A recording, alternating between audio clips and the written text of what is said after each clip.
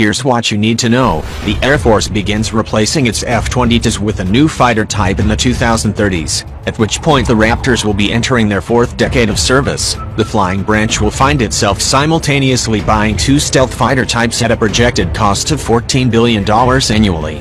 Add in the cost of cargo planes, tankers and bombers, and you get $23 billion figure the CBO warned about.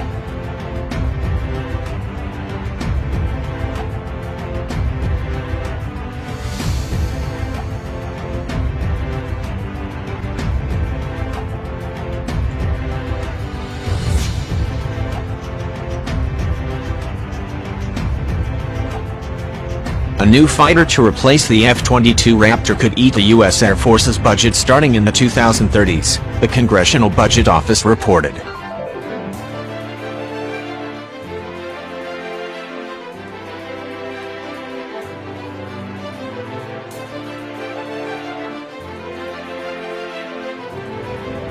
The Air Force on average spent $12 billion per year, in current dollars, on new aircraft between 1980 and 2018.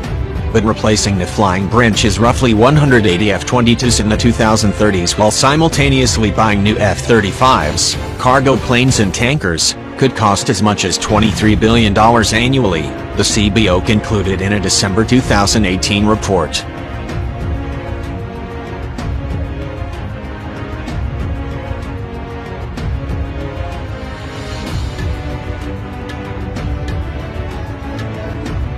Annual spending on new planes could increase even more if the Air Force follows through on a 2018 plan to grow the number of squadrons from 312 to 386.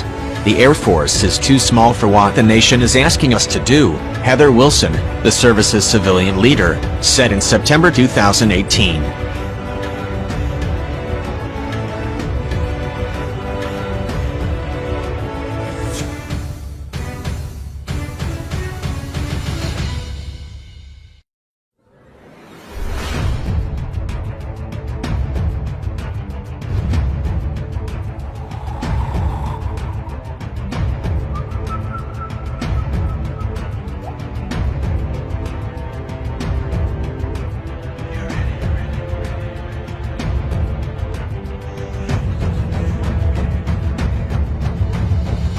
The expansion plan includes 7 new fighter squadrons, for a total of 62.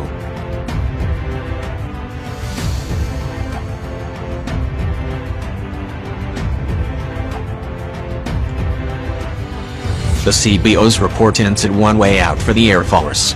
The service could replace F-22s with additional F-35s for less money than it would take to develop a new fighter.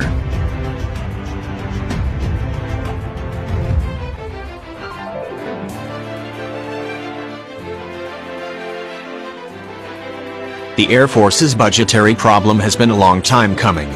Spending on new planes peaked at $29 billion in 1986 when the military still was preparing to wage war with the Soviets in Europe.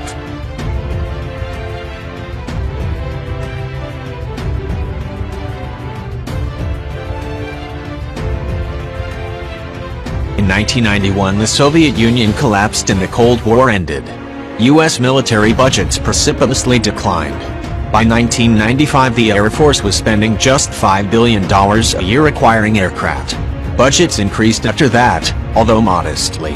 The Air Force's average annual spending on new planes averaged $9 billion between 2010 and 2017, the CBO found. The 1980s spending spree created a bow wave in the Air Force's inventory. In 2018, roughly 1,500 of the service's 5,500 aircraft, including most of its F-15 and F-16 fighters, were between 26 and 35 years of age.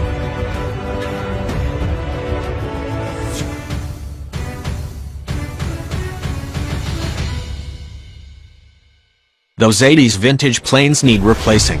But the F-35s that are replacing them cost nearly $100 million apiece. The Air Force has only been able to afford around 60 F-35s per year, compelling the flying branch to stretch out procurement of nearly 1,800 F-35s through the 2040s.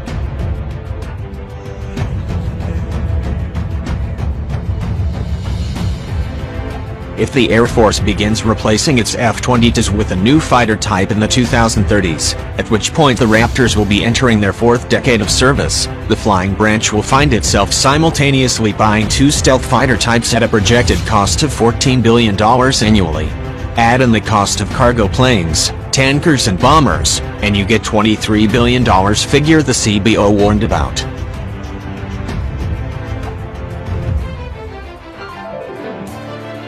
To be clear, the Air Force could opt to replace the F-22 with the F-35. The service's Air Superiority 2030 Flight Plan study from 2016 stressed the need for what it calls a penetrating counter-air capability.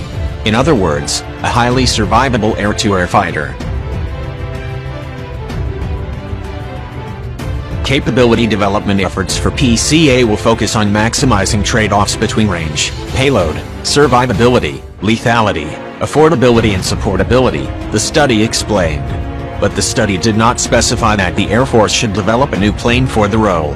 The service could simply continue buying F-35s as the F-22s age out, the CBO advised.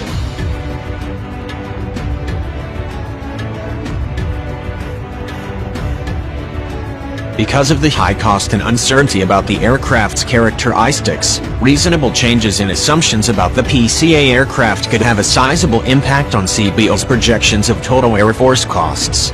For example, the Air Force could decide that the PCA aircraft's cutting-edge design is unaffordable and instead opt to purchase more F-35s.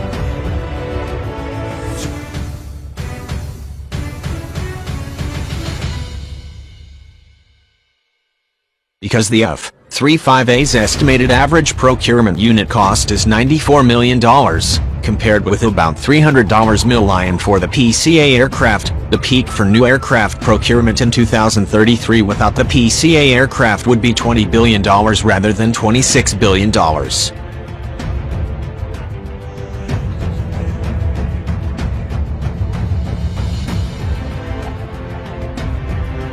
The Air Force also could cut costs by buying fewer new aircraft, resulting in an overall force smaller than today's 5,500 plane fleet.